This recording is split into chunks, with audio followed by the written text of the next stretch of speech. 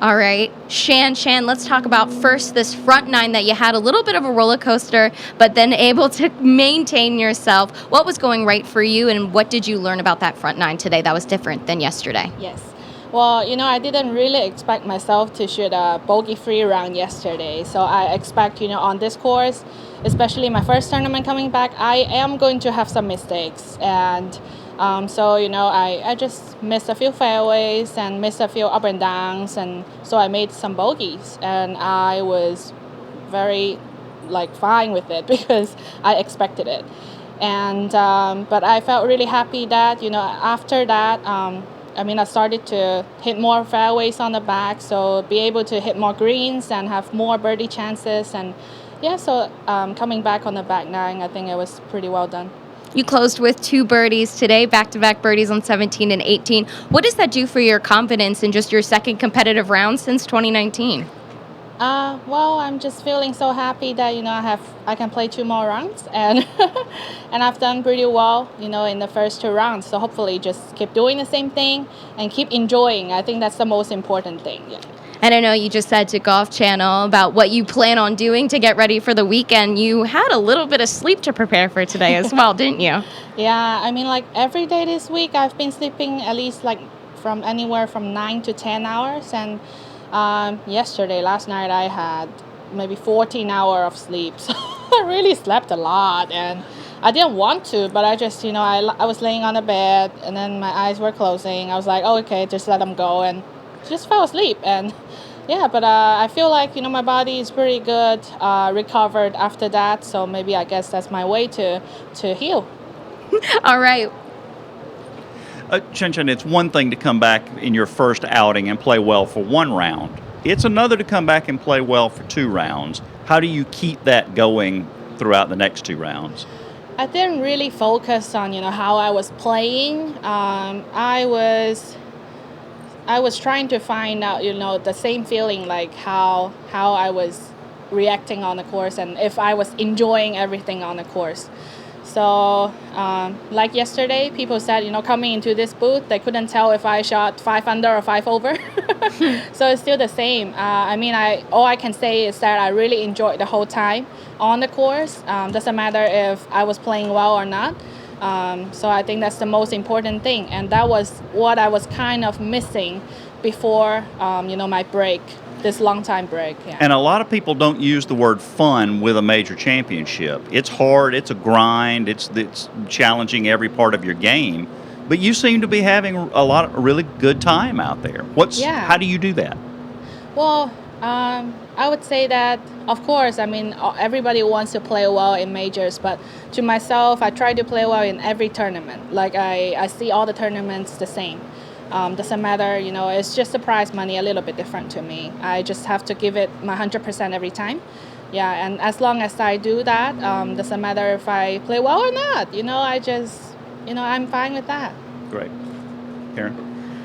Listening to you talk, it sounds as if you really needed the mental break that last year accidentally provided. Is there something to be said for being able to restart and come out fresh when you're used to grinding and not being home very much? Well, I would say that that break really helped. Some people said I already retired for a year, and this is a coming back after 1 year retirement. But I just looked at it as a break myself, and I would say that 2018 and 19, yes, I did struggle a little bit.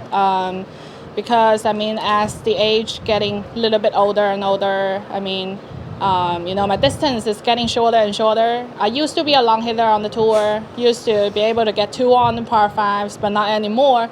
And I saw, all the young girls, they were so, they don't look that big, but they just carry the ball so far. And it was so hard for me to catch up with them. So I think mentally, I was a little bit stressful. I gave myself a little pressure.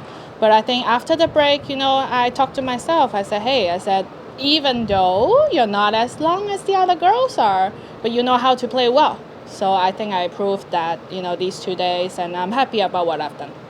So you said that if not for the visa issues, you would have come back earlier. What would have been the tournament in a perfect world that you would have returned for? Well, it doesn't really matter. I was trying to come back for Kia. Got it. Yeah, but I just missed a And little bit. can you explain to those of us who haven't had to deal with the bureaucratic red tape, what did getting a visa require, and what was the problem? What was Well, I mean, the only thing was just that the embassies were canceling all the appointments. That was Got it. you. Yeah, it was the only thing. Yeah, What- it's fair to everybody. So is that in China or in the U.S.? In China. Got it. Yeah. Got it. Thank you. So no preferential treatment for no. athletes. I think everybody was trying their best and our best to try to come back as soon as possible. And yeah, I'm here. Sarah? In this position, a lot of people would be, trying to take it seriously. To Steve's point, you seem like you're just really enjoying yourself. As a player, having a lot of success this week, how do you just stay true to yourself? I mean, obviously you really enjoy it, but how do Sorry, you I kind missed of the last part. just how do you stay true to yourself out there? How do you kind of keep it Shanshan? I would say that I normally I really enjoy chatting with my boss, Mercer again, chatting with my boss on the course, and I think when I'm maybe out of my zone, I think he would try to get me back, and also I think I try not looking at the leaderboards and not focusing on the scores and just focus on the process, and that's what I normally do. And also, I would say that, I'm really not focusing on the scores at all. I'm so happy to come back, and, I'll be playing with 2 new players tomorrow, and that's fantastic. I miss all of them. What's been the fresh perspective for you out here this week? I mean, obviously you took a year off, we all know that, but, having seen the other side of life, does it give you a new perspective heading into the weekend at a major? Well, I don't think so. I think I've had plenty of sleep and good food, and I think I'm very relaxed on the course too. And you know what I said to my playing partners today on the 18th? I was like, after we finished, I said, "Yay, I made the cut!" So I was actually happy about making the cut and be able to play 2 more rounds. And other than that, I'm anything. All right. I think. Oh, one more from Karen. Sorry. You're good. A quick Olympic question. When the Olympics were postponed last year, were you thinking, well, there goes my chance to play in another and improve upon my finish in 16? Or where are you in your headspace as far as Tokyo goes? Well, I would say that, yes, I thought that, I would already finish, or competed last year in Tokyo. Yeah. But it's the same situation to everybody, and I think it's very fair that they actually stopped the ranking. They freeze the ranking. So Yeah. my ranking hasn't been changed since March last year. And coming back, all I want to do is to actually get warmed up for the Olympics, and my goal is to try to represent my country, and be able to go to Tokyo this year.